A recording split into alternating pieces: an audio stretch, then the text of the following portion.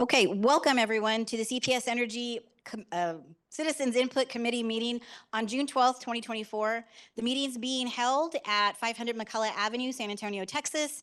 And under the bylaws, it is open to the public. Links to view the live stream are available on the CPS Energy website. As with all CPS Energy gatherings, we will begin with a safety message being brought to you by Matt Jones, Director of Local Government Relations. But before we get to the safety message, I'd like to turn the meeting over to our President and CEO, Rudy Garza. I apologize. I got to get over to County Judge Sakai's luncheon today, but I wanted to stop in real quick. Madam Chair and members of the Executive Committee, thank you for your leadership. I know it's been a little bit of a transition process over the last year, trying to figure out kind of, how to recast the CAC into, what ultimately has become the CIC.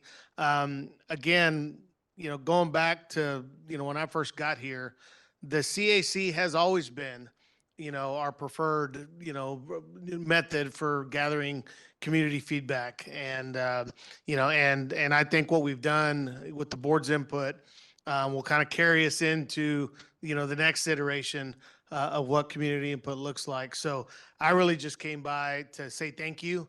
I know, it's going to feel different, but at the end of the day, I think, we ended up in a good place. In large part because you all kind of led the charge on what you thought, made sense. And I think this sets us up for long-term success. We've gotten to a better place over the last 2.5 years because we're listening and we're involving the community in the decision that we're making on a day-to-day basis. And, again, I think y'all have done a great job, and I just wanted to come by this morning and say thank you. Madam Chair, I can answer any questions you might have, but that really is it. I just wanted to commend you for your work, and again, just thank you for your commitment. Thank you, Rudy, and we value your leadership. CPS wouldn't be where it's at without people like you. Thank you so much.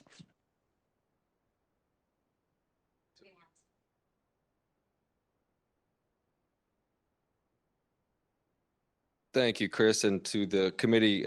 We have a safety first environment here at CPS Energy, so it's my pleasure to deliver a quick safety message here about office safety. So even though offices may seem like low risk environments, there are still potential hazards to be aware of. Here are a few safety tips for everyone. One, prevent falls. Falls can account for over 1/4 of office injuries. Be cautious of spills, worn carpets, exposed carpet seams. Don't think we see any of that around here today, which is good. Keep electrical cords off the floor, close desk drawers, and store supplies and properly to prevent tripping. 2, stairs for safety. There are 2 sets of stairs outside of this room that we're in right now. Use the handrails when using stairs and try not to carry any objects, and keep the stairs clear of clutter. 3, chairs and vision. Avoid reclining too far back in those chairs so we don't tip over. Be cautious at any kind of intersections in the office to avoid collisions. And when you're carrying hot drinks or stacks of material, just make sure your vision isn't obstructed. And 4 and final, filing cabinets. Obviously, we want to be mindful of piled items on top of filing cabinets, and then check for overloaded upper files to prevent tipping. Just want to remember that safety is everyone's responsibility, even in an office setting. So we thank you for listening to this safety message. Thank you so much, Matt. And just a point of housekeeping real quick, as I proved earlier, no one will hear you online or anywhere else unless you speak into a mic. So if you have questions during the course of this meeting, or if there's anything that you need to say out loud, please see one of our staffers so that we can make sure that you have a microphone. Now, please stand for the Pledge of Allegiance being led by Nancy Tavares and Maria Carrillo Cox. Melissa.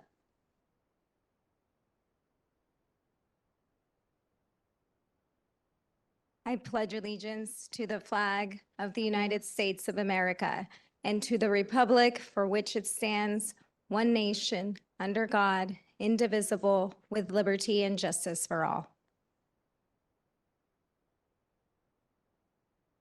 Okay, thank you all so much for that. And now we will turn the meeting over to the CIC chair. Good afternoon, everyone. Welcome to those of you that are joining us for our first official meeting of the CPS Energy Citizen Input Committee. As chair, I call this meeting to order at 11:37 a.m. Thank you. Staff, please call the roll.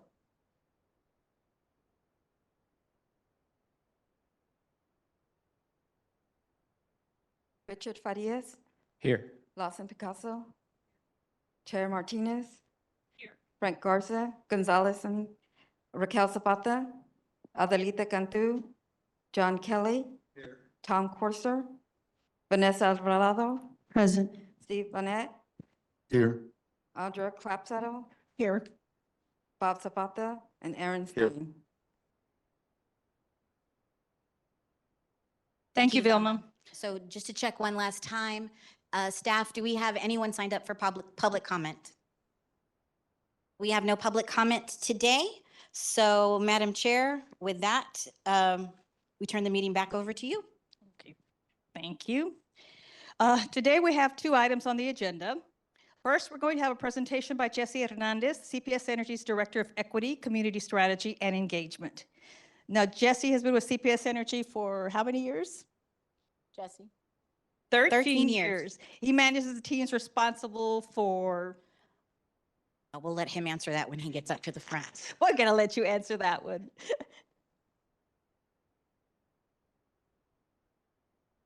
Good morning, still, I believe. All right, good morning, everyone. Thank you very much for having me here today. As the Chairwoman mentioned, I am Jesse Hernandez. I am the Director of Equity, Community Strategy, and Engagement here at CPS Energy, and I do have the privilege of leading a few teams. One is our Casa Verde weatherization team that I'll be speaking quite a bit about here today. The other teams is our customer response unit or crew team. They're out in the community visiting with our customers that are not able to get to us. We're a mobile customer service team. We're able to go to customers' homes, visit them in the hospital if they need us to do that as well, to see how we might be able to help them and support them, to create a bundled care support for them, to get them assistance when they need it the most. I also have another team called the Energy to Business team that's very similar to the crew team, but on the small to medium business side. You might have heard of our CAM team that's focused on our large key account customers. Well, the E2B team focuses on the other 85,000 plus small to medium business customers and anything they might need from a concierge level of service, setting up accounts, or they're having to any type of issue with CPS Energy, then that team takes care of them as well.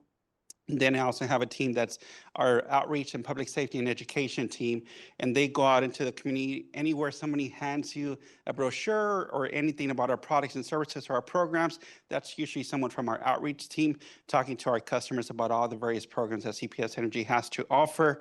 And then also have a very important job where they go out and teach our future customers, the little ones in schools, about electric and gas safety, and also our electrical contractors on calling 811 before you dig and working safely around our natural gas lines, and also around our look up and live, right, our electricity lines, and when they're booming up into the trees or doing electrical work, to be careful around that as well. And lastly but not least, I also have a small team that's focused on energy equity, that's working on those customers that have high energy burden and how we might be able to get them out of that cycle that they're in to support them better as well. Any questions about the various teams? Okay. So today I'm going to talk to you and give you an update on our Casa Verde weatherization program. I believe some of y'all have heard about this program in the past as well, but I'll give you a quick overview, talk about some partnerships that we're working on, and then a new program that's underneath Casa Verde called our WRAP, or Weatherization Repair Assistance Program. And then also let you know where to apply as you're out in the community quite a bit. I'm sure people ask you all the time, so want to make sure we direct you to the right resources so that you can provide some really good information for them as well. So our Casa Verde weatherization program, you might have heard of our STEP program, or our Sustainable Tomorrow Energy Plan. So STEP is the big umbrella, and Casa Verde is one of the programs under STEP, and it has its own brand and its own recognition, but it is under the STEP umbrella holistically. It's a program that provides weatherization services to our customers that are 200% or below of the federal poverty level. And it's a great program because we go into customers' homes, provide attic and wall insulation, caulking the ceiling and windows and doors. We do some window glass replacements with the end purpose of trying to seal the house as much as possible to make it more energy efficient. We do some health and safety measures, install carbon monoxide detectors, smoke detectors in the home as well. At the end of the day, the goal is to weatherize the home so that customers can see a reduction in their energy consumption. On average, customers that go through our Casa Verde weatherization program see about a $40 to $50 monthly reduction on their CPS energy bill. We do spend on average of $5,000 per home. So there's a great investment that goes into getting the homes weatherized.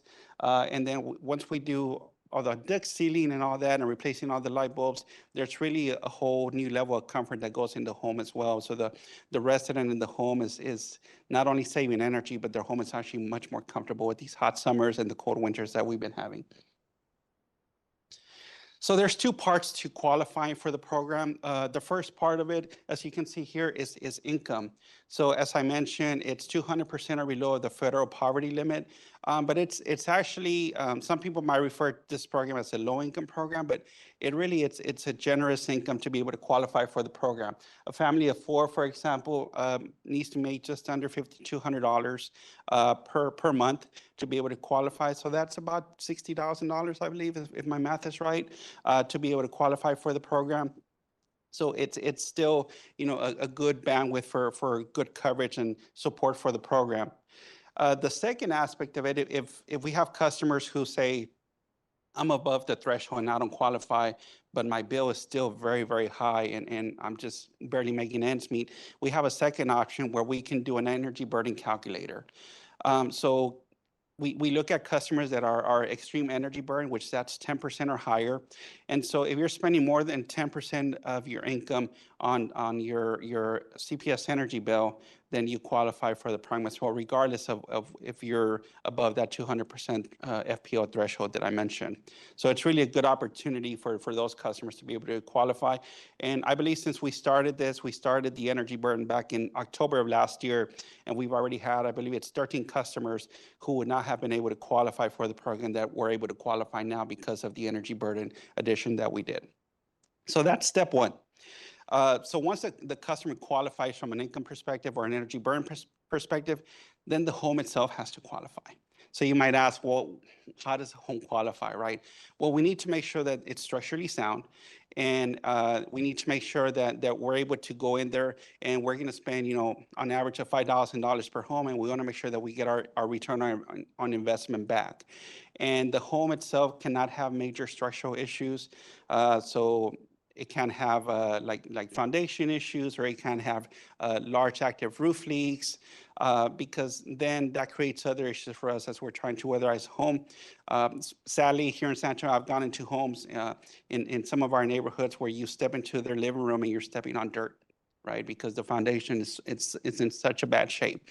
And so unfortunately, it becomes very expensive for us to be able to do that. It would be in the tens of thousands of dollars to be able to repair that home, to get it into a form that it's weatherizable, to tighten enough to save energy. So we have to walk away from those homes. And so that's where our team goes out. Our team of contractors goes out and does an energy assessment, and they're able to determine how much energy savings can be achieved. And then we go ahead and either approve or deny the home.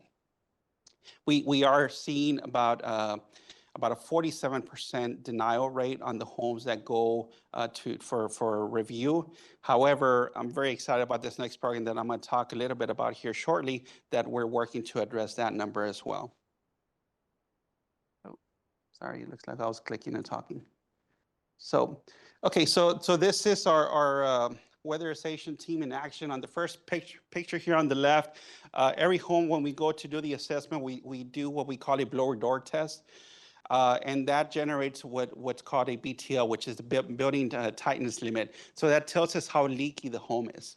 And so when you put the home into negative pressure, the technician walks around with a device that emits gas or simulated gas, right? And you'll see it being sucked out through the different crevices and things like that throughout the home. And they start to mark those areas, and they know that that's where all the air is coming out of the house, and that's how we're able to determine that. And as they go to weatherize it, then they start to caulk and seal all those crevices to keep all that air inside the house.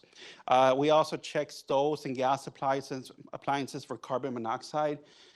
As the more you tighten up the home, you got to be very, very cognizant of that from a safety perspective. So you want to be able to make sure that there's not high CO in the home as well as you're tightening it up. And then the last two, here's the technicians doing wall insulation on the third picture here, and then the one on the right, they're doing attic insulation, which really insulation is what gives us the majority of the energy savings as we're able to add that into the homes as well. So talking about a little bit about the partnership. So I mentioned the large number of homes that we have to walk away from because they're not structurally sound or they have other issues. We've been working with other partners within the city of San Antonio to try and address that. So we have a partnership with Neighborhood Housing Services over at the city with their Under One Roof program. And they've actually allocated 20 full roof replacements for Casa Verde weatherization customers. So as our team is going out to the homes to assess them, if we see that they need a total roof replacement and we would normally walk away from that house, we can now say, okay, we're going to send you to Neighborhood Housing Services. They're going to get you a new roof, which a new roof is anywhere from $10,000 to $20,000 nowadays. They'll get you a new roof. As soon as you get that new roof, come back and we'll get you weatherized. So we have 20 that are dedicated just for this program, which is one way for us to start to support those customers there. Second one is we're working also with Neighborhood Housing Services on historical homes with the Rehab-A-Rama. And those are homes that are going through major rehab. And these are homes that are in very, very bad shape and they need to be completely remodeled. And the city's spending anywhere from $100,000 to $200,000 in these homes. Well, we want to do our part as well. So as they're going through that, they've identified 15 homes that they're going to work on. As they're going through that, when they do all their remodel services, and then we come in and do all the weatherization services as well. And then that becomes also weatherized homes. And the majority, if not all of these customers are customers that have tried to come through our program as well. And we've had to walk away from them in the past. So now this is an avenue for us to be able to reach out to them and get them weatherized. Another partnership that we have is with Parks and Rec. We're working with them we have a MOU or data sharing agreement with them where we're providing them information on customers that want to have a tree installed in their home. And this is not your typical, 5-gallon tree that you get for Earth Day. This is a $700-800 mature tree that gets installed by a contractor. And then we work with the customer to install it on the side of the home. This can provide shade, and shade keeps the home cooler, again, which is additional energy savings that the home's going to be able to save. So great benefits for customers there as well. So our WRAP program, our Weatherization Repair Assistance Program, we started it last year, and I've been talking about these numbers for years now. We're trying to figure out how do we do something about it. And luckily, last year, we're able to work again with Neighborhood Housing Services, and they allocated $500,000 per year, $1 million total for the next 2 years combined, for us to be able to help those customers where as we're looking at the data, these customers, some of them needed as little as $2,000 to get them to the point where we can invest $5,000 for weatherization. And we had to walk away from the house because for STEP, if you're familiar with the program, if there's no energy savings tied to STEP, you can't invest in it. And so sometimes we would go into a house and they needed a roof repair that was going to cost $250. And then they would be eligible for weatherization. The customer doesn't have $250 to spend on it, so we would have to walk away until they can make the repair. Now with WRAP, we're able to go back and any of these items here that you see here, whether it's some additional sheetrock, roof repair, some electrical work that needs to be done, some plumbing work that needs to be done, any minor type of repair up to, I'd say, about $3,000. we can do them through this program. And then once that repair gets done, then it gets weatherized. And the great benefit of this is that the same contractors doing the weatherization work can do all of this as well. So we don't inconvenience the families because some of them have to take days off to get this work done.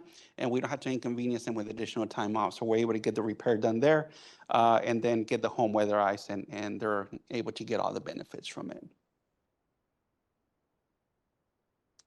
So these are some of the things that the RAP program has been able to support. I mentioned roof repairs is the big thing. You know, the average roof repair is about $400 that we can make that repair, and then again, it gets us to the next level to get weatherized, additional siding that might be needed. The big one there is that stove. The stove, a lot of the homes that we walked away from in the past was because they had high CO. Again, under the STEP program, we couldn't spend the $125 service fee to have a technician come and clean the stove to get rid of the CO. Now with the RAP program, we can either get the stove clean if it's repairable, or we can just buy a new stove for $500. And we get them a new stove installed, and then the home gets weatherized as well. So great benefits there. How can customers supply? So as you're going out in the community and people say, hey, I need some insulation, or I may qualify for this, how can I apply? These are the different avenues. So we're out in the community quite a bit. We have community resource fairs that many of y'all have been to in the past as well, where we talk about all of our products and services that we offer, including Casa Verde. And so anybody can apply there. We also host drive-through events, where we set up throughout the community and set up drive-through style, so the customers don't even have to get out of their vehicle. They can just drive through, sign up, fill out the application, hand it to us there, and then they're in the queue to get weatherized. Right now, anybody that applies is taking about 1 to 2 weeks to get someone to go out there and do an assessment in their home. And then from there, it's about another week or so before the work starts in their home. So if they applied, this week, for example, within a month, their home could be weatherized if they go through the entire process. So very good deal there. Customers that can't come to us, they can call us and we can mail them a paper application, or they can also do it online at cpsenergy.com/Casa Verde. Another great web page for y'all to know is cpsenergy.com/events. There you'll be able to find all the different events that we have at CPS Energy that my team's participating in. Gives you a good avenue for not only the fairs, the drive-through events, but anything that might pop up in the community that we're going to be participating in for you, so that you can go out and take a look, or invite our customers to be able to go out there and participate as well. We also do a lot of block walking. That's Eliza, one of our team members on the top right. We go and do door knocking, for events, knock on customers' doors, share resource information, Casa Verde applications, and invite them to our events so that they can come and benefit from all the things that we have to offer. Our fairs are really a good avenue for us to be able to share a lot of information. We've had customers that come in to our fair and they're looking to apply for Casa Verde. Well, they do that and they get $5,000 there, right? But we also have somebody there from Bexar County or Neighborhood Housing Services or DHS, and they apply for utility assistance. They might get another couple $1,000 there.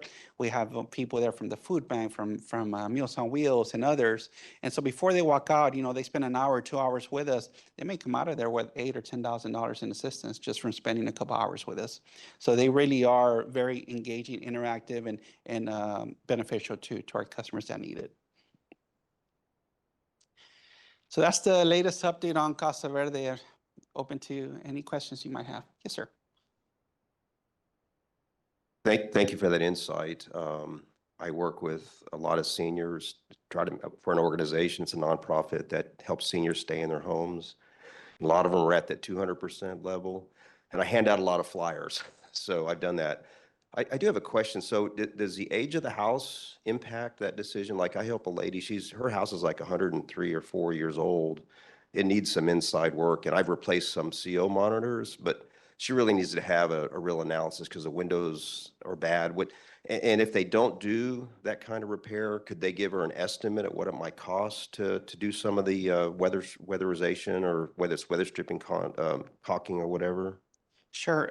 So first question, the age of the home, it does not matter. It's actually probably one of the homes that we would really like to take a look at because likely if it's ever had insulation, it's probably all smushed up already and it needs it, right? And they're the ones that are the draftiest because in the past, the homes were created drafty purposefully, right? To be able to flow the air through the home. So that's probably a home we'd want to take a look at. If it's in such shape that we can use the RAP program to get it to a decent shape to weatherize it, then we would probably refer them to that Rehab-A-Rama program as well and talk to the customer.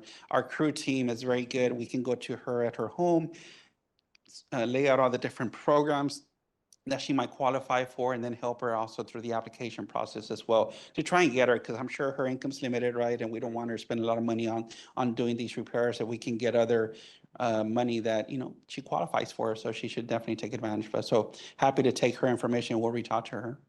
Okay, yeah, and a lot of the seniors, they don't have internet. They don't know how to use a computer, or they don't have a smartphone. So it's just a matter of making the call and CPS would tell them what different team would come out or what would be evaluated. Yep, that's exactly right. So we know we have a digital divide in our community as well.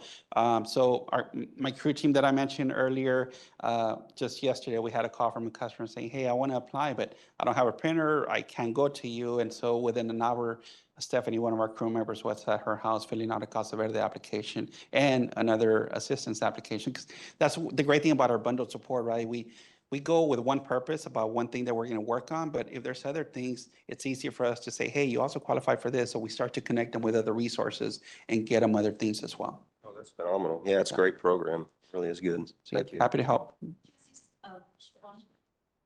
See, what is the statistical things about the city districts? Where is your response more? What district in the city? So our biggest districts, as you might expect, are 3, 4, and 5. They're the ones with the highest participation. However, we are spread out through the entire service territory. We do weatherize quite a bit of homes everywhere, but those are the ones with the highest participation. And do you find that most people respond to this type of service before winter, after winter, or before summer? They typically, so right now we just hit our peak, right? When they start feeling the hot temperatures is when they start to call a lot. So our team knows that this is our peak time, so we're going to be very, very busy. We also do an uptick on our events to make sure that they can come to us, and we do them in their neighborhoods, right? So they don't have to travel very far. We're cognizant of bus routes as well, so that they're easy access from a bus route perspective, and we do quite a bit. Last year, for example, we did 3,600 events. So that, if you take that, not counting Sundays, because try to give the team Sundays off. If you don't count Sundays, we were somewhere 10 times a day. So right now, today, odds are that we're going to be somewhere 10 times today. So we're very busy, but the team's really good at going out and trying to connect with customers as much as possible. Thank you. Any more questions? Richard? Yes, sir. I'm wondering, you mentioned the special program for historic homes. What is the criteria for a historic home here? So there's an age criteria that I don't know that's the city criteria, but we can send you more information on that. But I didn't know that they have certain criteria. I know that one of the oldest homes that they work on was built in 1850. And then it has to go through several different approvals through the Historic Preservation Organization and then the city. But they do full-blown remodels, right? And they spend quite a bit of money on that, but we can send you that information. Richard? Jesse, again, I think one of your folks came and presented on this or some of the details, and I just want to laud y'all for the program because it's great. My parents are on a fixed income and they're elderly and they've actually taken advantage of it, which is great. I appreciate you sharing the statistic about almost half not being qualified for the program and what y'all have done in the partnership with the city. So I'm curious, because you get city support through NHS, is that only for customers who live within the city of San Antonio? If they're unincorporated Bexar County or outside of the city of San Antonio, they're not eligible for that, I'm assuming? That's a great question, and they are eligible. They are eligible. So the city allowed us to be able to do that for all customers within our service territory. So when one number that I didn't mention through the RAP program, I think we've already, and we started in October, so it hasn't been that long just yet, but we're almost already gone through about $300,000 of the first 500 that we have, and we've already been able to weatherize, I believe, about 240 to 260 homes that, again, would have been homes that we had to walk away from in the past. The other thing I failed to mention is that you might have heard already, but you'll hear more as we start to launch the program. The city gave us $1 million, and then just recently, Congressman Castro also gave us an additional $1 million that we're going to be putting into the RAP program as well. So now we have additional funding there that's going to be able to go towards the additional repairs that we're needing for weatherization. But we have plenty of money for weatherization. It's just the RAP piece of it that we need to get more into. Right. That's great to hear. I'm glad the city's flexible. I have another question. Even though you do get support from the city, that's great to hear about the support from Congressman Castro. Does CPS Energy employ grant writers? Do you all search for grant funds to help customers through other NGOs or other entities? Yes. So grant writers we're still working on. However, we are looking at additional ways to get additional monies, including writing some grants. I would tell you that as part of my weatherization program, we're working on something that we call the community ambassador role, right? And through one of our weatherization contractors that does the customer segmentation piece of it, or the customer management piece of it, they have a deliverable to have a community ambassador. The purpose of this role or this person is to go out into the community and find additional dollars, whether it's through, as you mentioned, the grants, also locally within San Antonio, right? Because if they can donate to REAP, we have an aspect of it that can be associated to the RAP program. And so they can then, go find additional dollars. So we're actively looking, and we'll continue to keep looking for more dollars to support more customers. Great. Thank you. Mhm. Any more questions? Yes. Okay. Jesse, I guess I have a big picture question. We know that there's a lot of older homes that need repairs all across the city, but particularly in the lower income areas. I think this great program, the Casa Verde and the RAP program looks excellent, and seems like y'all are doing a great job. I guess from the big picture perspective, I assume y'all have done some sort of survey across the community and could give us at least a ballpark idea. How many homes really are there out there that need this type of help? And how many have you been able to help so far? I'm just trying to get, at the macro level, what's it looking like? Yes, sir. Great question. So through the program Casa Verde, as we know, it has been around since 2009. And in that time, we've weatherized just over, I believe we just crossed over 34,000 homes. And so we've weatherized over 34,000 homes. It started with Reinvestment Act dollars back in 2008, 2009, where we started with 3,300 homes that we weatherized. And then from there, we brought it in-house into the STEP program and funded it from that perspective. And so we weatherized, again, over 34,000. The reach, I believe, the last number I had seen, but it is stated, I believe it's well over 100,000 homes that might be eligible to receive the services.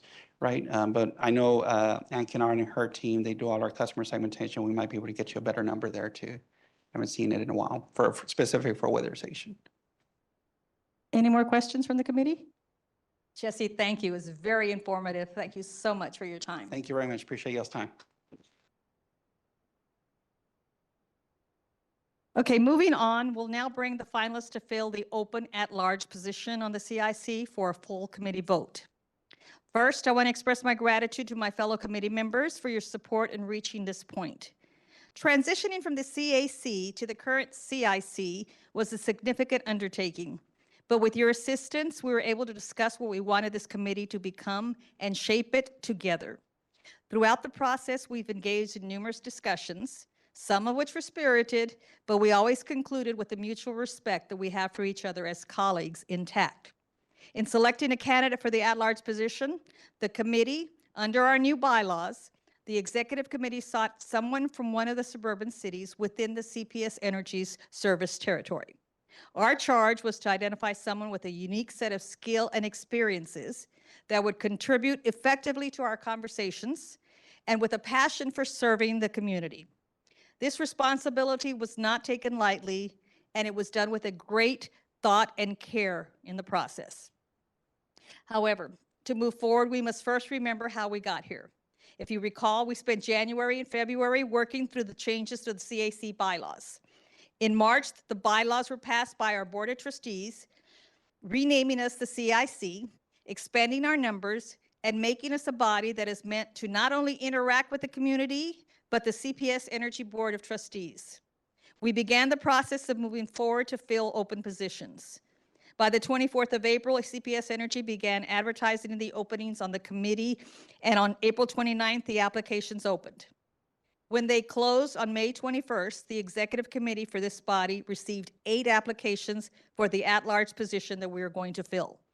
We did discuss the mechanism for narrowing the applicants with the executive committee and having the final candidate brought forth for a vote by the full committee, both during the changing of the bylaws and after.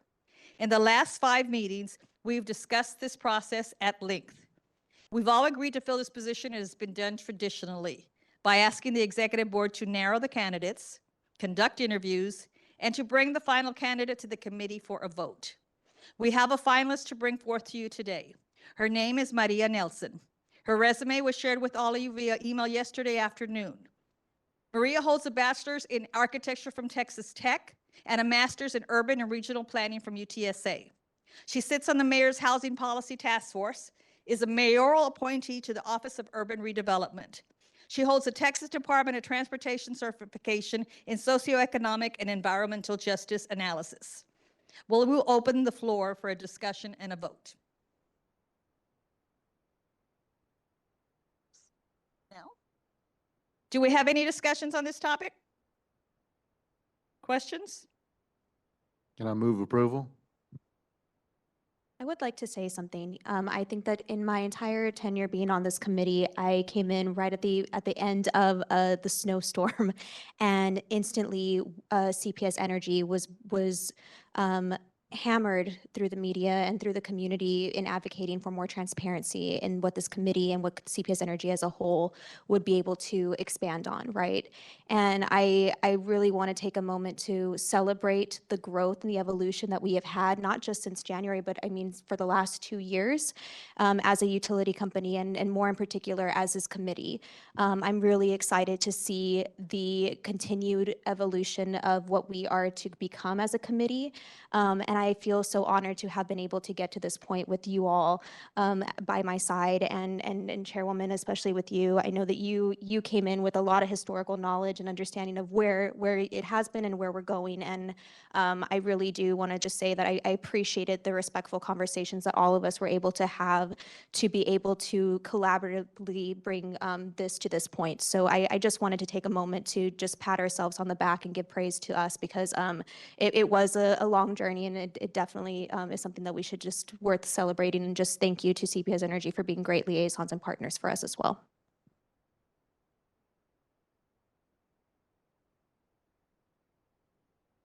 Hugh Lawson. We have worked together for many years, some of us, and we're bringing this into the future as it should be. Any other discussion, questions on this topic? Do we have a motion to proceed with the vote? So moved. Okay, we have one motion. Thank you for the motion, and for the second? Lawson. Okay, staff, please proceed with the vote.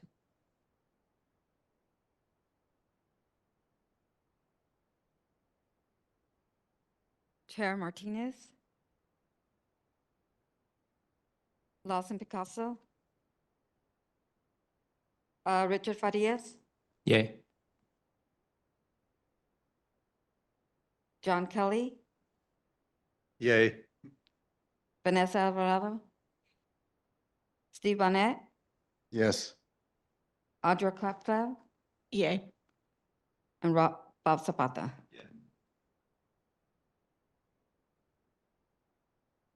Do we have a final count? So unanimously, the vote carries, Madam Chair. Thank you. The vote passes. Is there any further discussion on this matter of electing our at-large member?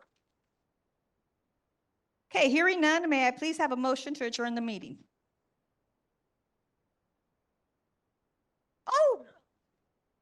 I skipped a page, forgive me. Allergies, okay, let's see, thank you, this is good. Okay, good. Where's my agenda? I don't have the agenda here. Okay. Okay, we did the vote committee. Okay, well, roundtable, if there's anything else y'all want to discuss, anything? At Before all? we do a roundtable, Madam Chair, could I do a staff update very quickly? Yes. As my staff update today, I just wanted to present to you guys the new director of CPS Energy's local government relations, Matthew Jones. Matthew is in the corner of our room over there. Matt, do you want to say a few words? No? Okay, then we will proceed with the meeting. I just wanted to make sure that you all knew who he was, and when the meeting is over, and perhaps another day, we'll set up any meetings if anyone has any questions for him. Thank you all. Madam Chair. All right, now we can have the roundtable if there was any other topics for discussion. Yes. Madam Chair, can we get an update on what on the board's application process, where they are on the four new members? On the ones that they're going to be nominating, Christina? Do we have an update on that? The board has received all the applications, they're reviewing them and selecting them. Our expectation is at the June 24th board meeting, the board will appoint those 4 members and then additionally the new at-large member. How many apps were there? 27. 27. Okay, I had an email from one of our committee members regarding the attendance rules and how many meetings a person would be allowed to miss. So I want everybody to pay attention to the bylaws, go back and reread them. I think it's page 2, section 5 and 6. It'll specify about attendance requirements. We've kind of been a little lax, I hate to say, in the attendance guidelines that the bylaws have set aside for us. So I want everybody to be aware of that in the future so that we can kind of stick to them. And that's all I have for myself. Any other topics of conversation? Yes. Go ahead, John.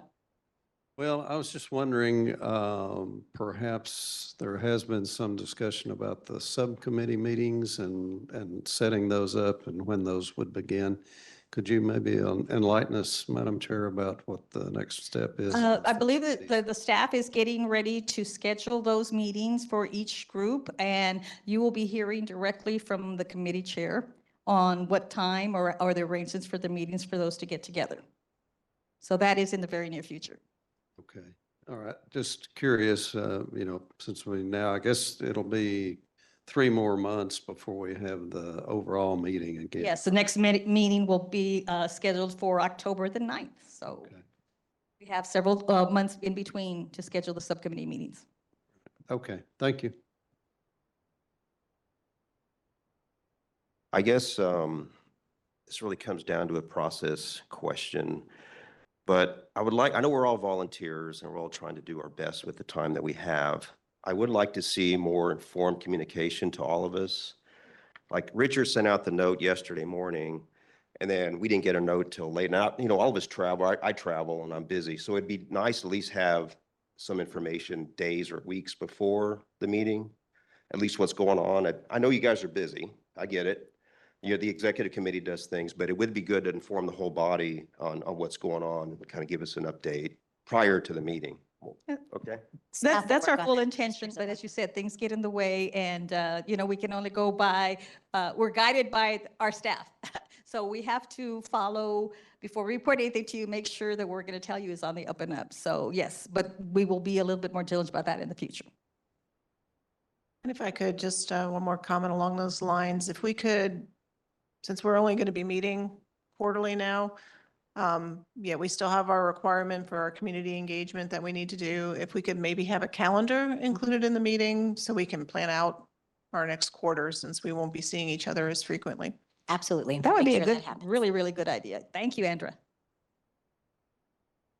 Madam Chair, I'm just kind of repeating a request I sent out about 3 weeks ago, and I really would like to have a meeting with you and the CPS staff and the other subcommittee chairs so we can thoroughly go through what the proper procedures are for the course. subcommittees and the lines of communications, et cetera. I think I have a lot of questions. I'm assuming the other subcommittee chairs also have those questions. So we appreciate that. Definitely, we'll make sure we get that done in the near future. I would say within a week or so, right? We could do that, Christina? Okay, so be expecting another email from us regarding your first meeting.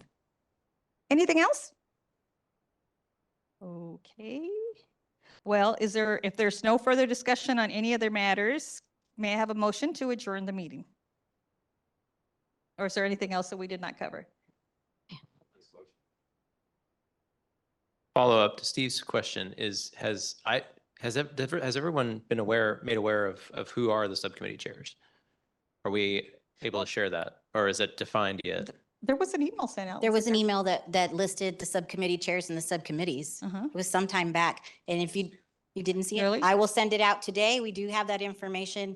Apologies, we're going to work on getting more information to you, but getting to this point was kind of a heavy lift for staff. So Yeah. moving forward, we'll be more diligent. Thank you, Chris. Yes, sir. Thanks, Diana. Yeah, off the top of my head, I think you were one and Steve was another one. Who was the last one? Lost.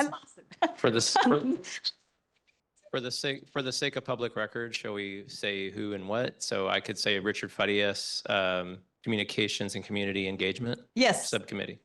yeah. Yeah. Yeah. Tell you what, as soon as I get back to my office, I will send the email out that they sent to us that shows who got what, but those are the three that are chairs of the committee, so. Anything else? Okay, may we have a motion to adjourn the meeting? So moved. Thank you, and may we have a second? Lawson, the meeting is adjourned at 12:17 p.m. Thank you, everybody.